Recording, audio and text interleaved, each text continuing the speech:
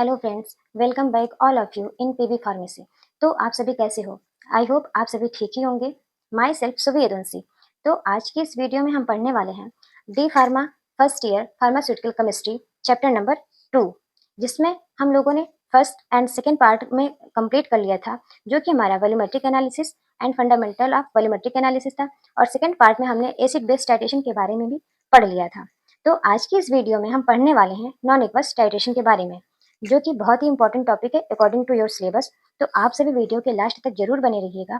तो चलिए शुरू करते हैं आज की इस वीडियो को। और हम non aqueous titration, this titration carried out in solvents other than water are called non aqueous titration. मतलब नॉन एक्वस टाइट्रेशन वो टाइट्रेशन होती है जिसमें वाटर की जगह कोई और सॉल्वेंट लिया जाता है, यूज किया जाता है, ताकि जो हमारा वीक एसिड या वीक बेस है उसका एक्यूरेट एंड पॉइंट हमें मिल सके। इसलिए हम नॉन एक्वस टाइट्रेशन का यूज करते हैं। Non aqueous titration is a type of titration in which the analyte, जो कि हमारा टाइट्रेंट होता है, is dissolve in solvent that does not contain water. मतलब कि इस टाइट्रेशन में हम जो हमारा एनालाइट होता है, टाइट्रेंट होता है, उसको हम डिजॉल्व करते हैं एक ऐसे सॉल्वेंट में जो कि वाटर को कंसिस्ट नहीं किया रहता है। This titration work according to the Bronsted Lowry theory. ये जो हमारा टाइट्रेशन होता है ये मेनली बेस्ड ऑन होता है ब्रॉन्स्टन क्लोरी थियरी के ऊपर। ब्रॉन्स्टन क्लोरी थियरी क्या है? इस थियरी के अकॉर्डिंग जो हमारा एसिड होता है ये प्रोटॉन को डोनेट करता है, और जो हमारा बेस होता है ये मेनली H प्लस आयन, जो कि हमारा प्रोटॉन होता है, इसको एक्सेप्ट करता है। तो अब हम बात करते हैं टाइप ऑफ एसिड के बारे में। Acid are two types. First हमारा स्ट्रॉन्ग एसिड है और सेकंड हमारा वीक एसिड है। स्ट्रॉन्ग एसिड में हमारा आता है sulphuric acid, nitric acid and hydrochloric acid. And हमारा जो वीक एसिड होता है इसमें हमारा आता है oxalic acid and citric acid. और अब हम बात करते हैं अपने टाइप ऑफ बेस के बारे में। तो जो हमारा बेस होता है ये भी मेनली टू टाइप्स का होता है। पहला हमारा स्ट्रॉन्ग बेस होता है और दूसरा हमारा वीक बेस होता है। ये जो हमारा स्ट्रॉन्ग बेस है इसका एग्जाम्पल है हमारा sodium hydroxide and potassium hydroxide. और जो हमारा वीक बेस होता है जो कि हमारा अमोनियम हाइड्रोक्साइड होता है। तो अब हम बात करते हैं, आगे देखते हैं क्या है need of non aqueous titration. हमें नॉन एक्वस टाइट्रेशन की नीड क्यों पड़ी, जरूरत क्यों पड़ी, जबकि हमने एसिड बेस्ड टाइट्रेशन ऑलरेडी पढ़ रखा था और जानते हैं उसके बारे में। तो अब हमें नॉन एक्वस टाइट्रेशन की जरूरत क्यों पड़ी, क्यों लाया गया नॉन एक्वस टाइट्रेशन, इसके बारे में जानते हैं। When a weak acid and weak base are titrated in water, जब हम वीक एसिड को और वीक बेस को टाइट्रेट करते हैं वाटर में, तो they do not ionise completely. तो जो हमारा ये वीक एसिड या वीक बेस होता है ये वाटर में कम्प्लीटली आयोनाइज नहीं होते हैं, मतलब ये कम्प्लीटली वाटर में नहीं टूट पाते हैं आयन के फॉर्म में। और दूसरा रीजन है हमारा the neutralisation reaction is incomplete. तो जो हमारा न्यूट्रलाइजेशन रिएक्शन होता है एसिड और बेस के बीच में, वो हमारा कंप्लीट नहीं हो पाता है, कम्प्लीटली न्यूट्रलाइजेशन रिएक्शन नहीं देता है। और तीसरा पॉइंट हमारा the pH change near the equivalence point is very small. और ये हमारे पीएच को भी चेंज कर देते हैं, जिसकी वजह से हमें इक्विवेलेंस पॉइंट भी अच्छी नहीं मिल पाती है। So because of this the end point is not sharp and indicators fail to show a clear colour change. तो ये रीजन है कि जो हमारा एंड पॉइंट है वो हमारा शार्प नहीं हो पाता है, ये हमारा एंड पॉइंट क्लियर नहीं देता है।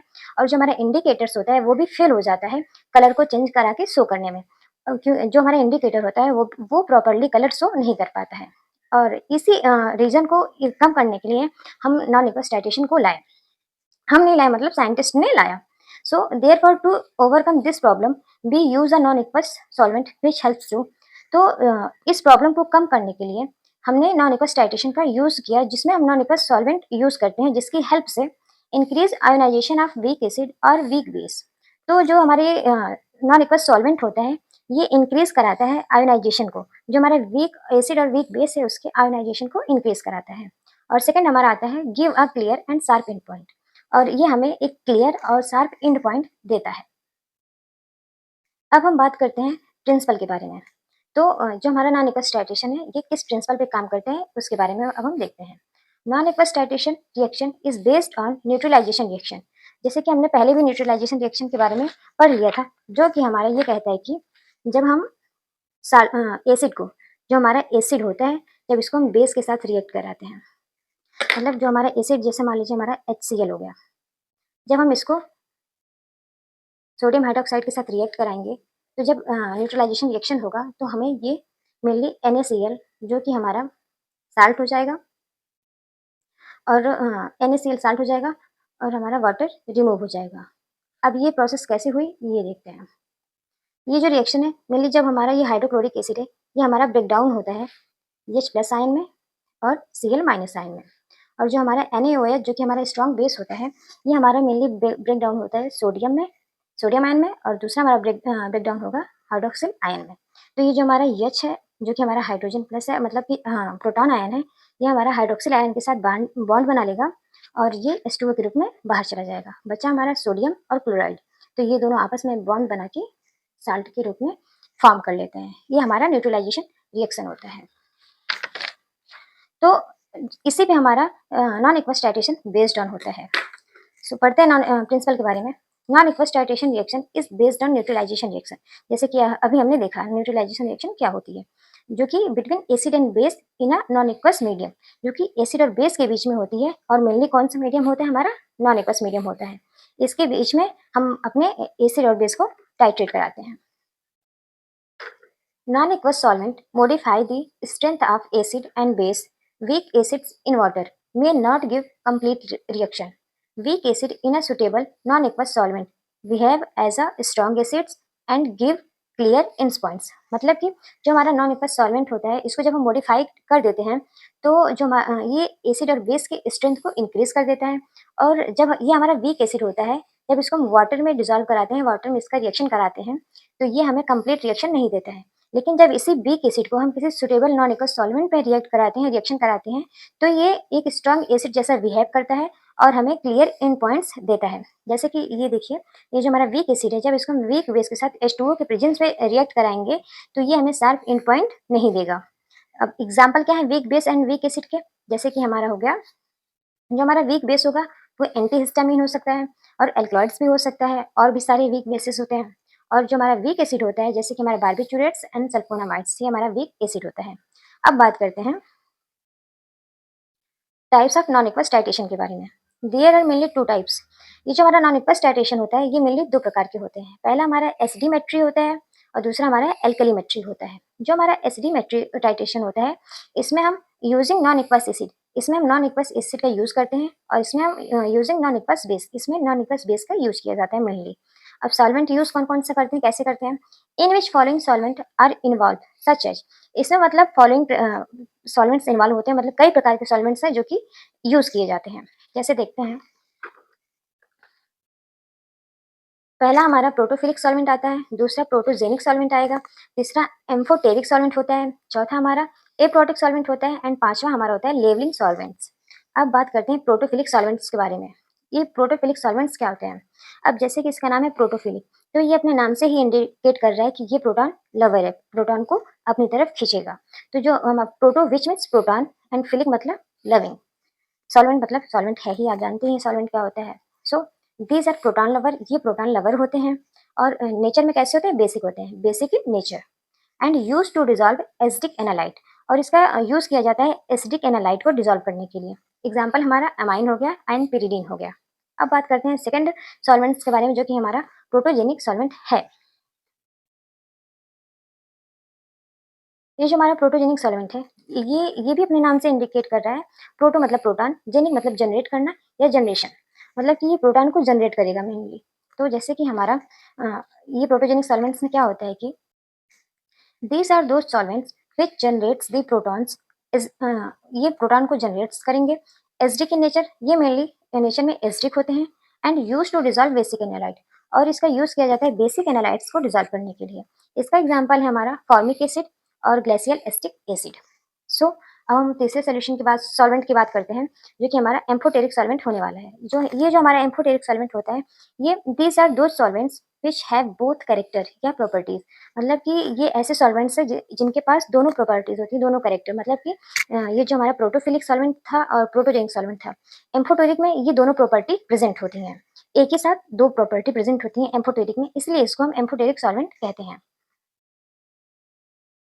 एम्फोटेरिक सॉल्वेंट मतलब mean these solvents behave as an acid and as well as base, मतलब ये ऐसे सॉल्वेंट्स होते हैं जो कि एसिड की तरह तो बिहेव करते ही करते हैं, और ये बेस के भी तरह बिहेव करते हैं, क्योंकि इनके अंदर दोनों प्रॉपर्टी होती है, इनमें दोनों प्रॉपर्टी प्रेजेंट होती हैं। जैसे कि they have both protogenic properties and as well as protophilic properties, मतलब कि इनके अंदर प्रोटोजेनिक भी प्रॉपर्टी पाई जाएगी और प्रोटोफिलिक प्रॉपर्टीज भी पाई जाएगी। अब बात करते हैं फोर्थ एप्रोटिक सॉल्वेंट। ये हमारा फोर्थ है, जो कि हमारा एप्रोटिक सॉल्वेंट है। These solvent only accept proton, ये जो हमारा एप्रोटिक सॉल्वेंट होता है ये ओनली प्रोटॉन को एक्सेप्ट करते हैं, मतलब कि इनको सिर्फ प्रोटॉन चाहिए होता है, ये प्रोटॉन को एक्सेप्ट करने का काम करते हैं। इसका एग्जाम्पल है हमारा DMF, जिसका फुल फॉर्म है डाईमेथिल फार्मामाइड, और दूसरा हमारा एसीटोन होता है, ये इसका फार्मूला है एसीटोन का।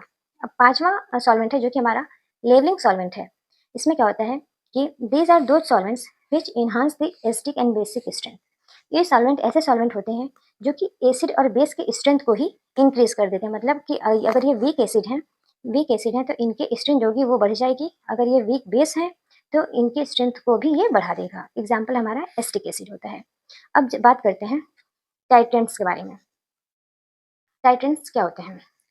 कॉमन टाइट्रेंट्स जो कि हम इस नॉन एक्वस टाइट्रेशन में यूज़ करते हैं, जैसे कि हमारा परक्लोरिक एसिड होता है जिसको हम ग्लाइसिल एसिटिक एसिड में लेते हैं और यूज़ किया जाता है एज अ टाइट्रेंट। और सेकंड हमारा होता है सोडियम मेथोक्साइड, जिसको मेथेनॉल में लेते हैं, जिसका जो यूज़ किया जाता है एज अ बेस टाइट्रेंट। ये जो हमारा परक्लोरिक एसिड था जिसको हम ग्लाइसिल एसिटिक एसिड में ले रहे हैं वो as a acid titrant use किया जाएगा, मतलब कि एसिड टाइट्रेंट होगा ये। और जो हमारा सोडियम मेथोक्साइड होगा ये मेथेनॉल में लिया जाता है, जो कि हमारा बेस टाइटेंट होता है, एज अ बेस टाइटेंट इसका यूज़ करते हैं, इस्तेमाल करते हैं। अब बात करते हैं इंडिकेटर्स की। इंडिकेटर्स क्या होते हैं? इंडिकेटर्स वो होते हैं जो कि कलर शो कराते हैं टाइट्रेशन में और इंडिकेट कराते हैं एंड पॉइंट को। सो इंडिकेटर, इसमें मेनली इंडिकेटर यूज़ किया जाता है, जैसे हमारा क्रिस्टल वायलेट हो गया, अल्फा नेप्टॉल बेंजीन हो गया, एजो वायलेट हो गया एंड थाइमोल ब्लू हो गया। These are the most common indicator which are used in non aqueous titration. तो अब हम आगे देखते हैं क्या है कि अब हम बात करेंगे अपने types of non aqueous titration के बारे में, जो कि दो टाइप का था। पहला हमारा एस्टीमेट्री था और दूसरा हमारा एल्कलीमेट्री था। ये हमारा एल्कलीमेट्री है। अब हम पहले एस्टीमेट्री टाइट्रेशन के बारे में बात करते हैं। Acidimetry is the titration of a base alkali using a standard acid as the titrant to determine the concentration of the base. मतलब कि एस्टीमेट्री एक प्रकार का टाइट्रेशन ही होता है जिसमें हम बेस को टाइट्रेट करते हैं, बेस का टाइट्रेशन किया जाता है मेनली। कैसे करते हैं? Using a standard acid solution, जिसमें मेनली एसिड का स्टैंडर्ड सोल्यूशन यूज करते हैं जो कि हमारा एज अ टाइट्रेंट यूज किया जाता है और जो डिटरमाइन करता है कंसंट्रेशन ऑफ बेस। मतलब कि जो हमारा ये HCl है इसको हम ब्यूरेट में लिए हैं क्योंकि ये हमारा टाइट्रेंट है, और जो हमारा एनालाइट है जो कि हमारा बेस है, ये हमारा एनालाइट है और ये हमारा बेस के फॉर्म में प्रेजेंट है, इसके साथ इंडिकेटर के साथ, जो कि हम कोनिकल फ्लास्क में लेते हैं। ये हमारा क्या है? कोनिकल फ्लास्क है। इसमें हम अपने एनालाइट को लेते हैं बेसिकली, और ये ब्यूरेट में हमारा HCl जो कि स्टैंडर्ड टाइट्रेंट होता है इसका इस्तेमाल करते हैं, और फिर इसको इसकी हेल्प से टाइट्रेशन करा के हम बेस की कंसंट्रेशन को पता लगाते हैं। जो हमारा बेस है इसकी कंसंट्रेशन को हम पता लगाते हैं। अब एग्जाम्पल है हमारा HCl जो कि हमारा स्ट्रॉन्ग एसिड होता है, और बेस, ये हमारा बेस है। जब हम इसको रिएक्ट कराएंगे तो हमारा साल्ट के फॉर्मेशन करेगा, ये NaCl का फॉर्म होगा, और फिर वाटर ये हमारा रिमूव आउट हो जाएगा रिएक्शन से, मतलब वाटर रिमूव करेगा। So here titrant in burette HCl। अभी हमने बताया ना जो हमारा HCl इसको हम टाइट्रेंट कहते हैं और जिसको हम ब्यूरेट में लेते हैं, और जो हमारा एनालाइट होता है इसको हम फ्लास्क में लेते हैं जो कि हमारा बेस होता है, ये हमारा एनालाइट होता है। प्रोसीजर क्या है इसका ये देखते हैं। स्ट्रॉन्ग एसिड, हमारा स्ट्रॉन्ग एसिड कौन कौन सा? जैसे हाइड्रोक्लोरिक एसिड हो गया, सल्फ्यूरिक एसिड हो गया, ये क्या करेंगे? Is added to a solution which contain base. इसको हम उस सोल्यूशन में ऐड करेंगे जो कि बेस को कंटेन किया है, जिसमें हमारा बेस है उस सोल्यूशन में हम स्ट्रॉन्ग एसिड को ऐड करेंगे। Then end point is detected using indicator, मतलब जो हमारा एंड पॉइंट है उसको हम डिटेक्ट करेंगे इंडिकेटर का यूज करके, लाइक फिनोक्सिलिन एंड मेथाइल ऑरेंज। मतलब जो हमारा इंडिकेटर है वो हमारा फिनोक्सिलिन हो सकता है, मेथाइल ऑरेंज हो सकता है, या फिर जो मैंने आगे पीछे बताया इंडिकेटर उसमें से कोई एक हो सकता है, तो जो हमें एंड पॉइंट के बारे में बताते हैं। अब हम बात करते हैं अपने एल्कलीमेट्री टाइट्रेशन के बारे में। सो एल्कलीमेट्री टाइट्रेशन क्या होता है? इसमें in this process titration of an acid using an alkali या base as the titrant to determine the concentration of the acid. मतलब इस प्रोसेस में हम एसिड का टाइट्रेशन करते हैं, मतलब मेनली इसमें एसिड का टाइट्रेशन किया जाता है, और जो हमारा एस्टीमेट्री था उसमें हम बेस का टाइट्रेशन कर रहे थे। ये एक दूसरे के बिल्कुल अपोजिट है। इसमें हम एसिड का टाइट्रेशन कराएंगे with the help of standard alkali, standard base का यूज करके, जो कि हमारा एज अ टाइट्रेंट यूज किया जाएगा और जो कि डिटरमाइन करेगा कंसंट्रेशन ऑफ एसिड, जो एसिड की कंसंट्रेशन को पता लगाने में हेल्प करेगा हमारा। अब जो इसमें हमारा जो टाइट्रेंट है वो ब्यूरेट में लेंगे जो कि हमारा बेस होगा। अभी तक हमने टाइट्रेंट को ब्यूरेट में लिया था जो कि हमारा एसिड था, अब हम टाइट्रेंट को लेंगे जो कि हमारा बेस है, इसको हम ब्यूरेट में लेंगे। और दूसरा हमारा होता है एनालाइट, जो कि हम फ्लास्क में लेते हैं। अब ये हमारा हाइड्रोक्लोरिक एसिड होगा जो कि हमारे फ्लास्क में होगा। अब हम इसके प्रोसीजर के बारे में देखते हैं। इसका प्रोसीजर क्या है, कैसे हम इसको परफॉर्म करेंगे। First of all takes the acid solution into conical flask. हम सबसे पहले एसिड का जो सॉल्यूशन है उसको कोनिकल फ्लास्क में लेंगे। कोनिकल फ्लास्क में हम कौन सा सॉल्यूशन लेते हैं, जो कि हमारा क्या होता है, टाइट्रेंड होता है, मतलब टाइट्रेंड। ये हमारा, इसको एनालाइट भी कहते हैं, ये हमारा एनालाइट होता है। और इसको, इसमें हम ऐड करते हैं, add 2 to 3 drops of indicator. इसमें हम 2 से 3 ड्रॉप इंडिकेटर भी ऐड करेंगे, इंडिकेटर ऐड करेंगे। Fill the burette with standard alkali, जो कि हमारा सोडियम हाइड्रोक्साइड हो सकता है एंड पोटेशियम हाइड्रोक्साइड हो सकता है। अब ये जो हमारा ब्यूरेट होगा, इसमें हम ऐड अपना फिल कर देंगे सोडियम हाइड्रोक्साइड या फिर पोटेशियम हाइड्रोक्साइड, जो कि टाइट्रेशन करवाएगा, सारे प्रोसेस को परफॉर्म करवाएगा। Add alkali slowly till colour change occurs in point, मतलब कि अब इसमें जो हमारा बेस है NaOH, वो धीरे धीरे धीरे धीरे ड्रॉप वाइज इस कोनिकल फ्लास्क में ऐड होता जाएगा, गिरता चला जाएगा और HCl के साथ, एसिड के साथ रिएक्शन परफॉर्म करेगा। Note down the burette reading and calculated. अब जब हमारा लास्ट पॉइंट पे कलर चेंज हो जाएगा, कलर शो हो जाएगा, जो कि हमें इन पॉइंट का इंडिकेशन कराता है, तो उस रीडिंग को हम नोट कर लेंगे और इसको कैलकुलेट करने के लिए यूज करेंगे। तो ये हमारा जो नॉन एपस टाइट्रेशन था वो कंप्लीट हो चुका। अब हम इसके एप्लीकेशन के बारे में देखते हैं। Application of non apps titration. Non apps titration का क्या एप्लीकेशन है, क्यों यूज किया जाता है नॉन एपस टाइट्रेशन को, देखते हैं। Estimation of weak acid and weak base, मतलब जो वीक एसिड है और वीक बेस है, उसका एस्टिमेशन करने में, उसको पता लगाने में कि कौन सा हमारा वीक एसिड होगा और कौन सा हमारा वीक बेस होगा। और दूसरा हमारा एप्लीकेशन है analysis of water insoluble substance, मतलब ऐसा उस सब्सटेंस को हम एनालाइज करेंगे जो कि हमारे वाटर में इनसॉल्युबल है। और थर्ड हमारा आता है ऐसे फार्मास्यूटिकल कंपाउंड्स, मतलब कि जो फार्मास्यूटिकल कंपाउंड्स होते हैं उनका ऐसे करेंगे, उनका ऐसे करने में इसका इस्तेमाल करेंगे, जैसे कि हमारा एस्प्रिन होता है, एट्रोपिन होता है एंड डाइएज़ेपाम होता है।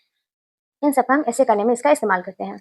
और हमारा फोर्थ आता है estimation of weakly acidic drug, और जो वीक एसिड ड्रग हैं उनका एस्टिमेशन करने में यूज करेंगे। ऐसे ऑफ वीकली बेसिक ड्रग, और वीक बेसिक ड्रग को ऐसे के लिए यूज करेंगे। तो ये सारे एप्लीकेशन है हमारे नॉन एपस टाइट्रेशन के बारे में। तो आज की हमारी ये topic non apps titration complete हो चुका है। आई होप आप सभी लोगों को आज का वीडियो समझ में आ गया होगा, जो कि बहुत ही ज़्यादा इंपॉर्टेंट टॉपिक था। को लाइक, सब्सक्राइब एंड शेयर जरूर करिएगा। मिलते हैं नेक्स्ट वीडियो में। Thank you, bye bye.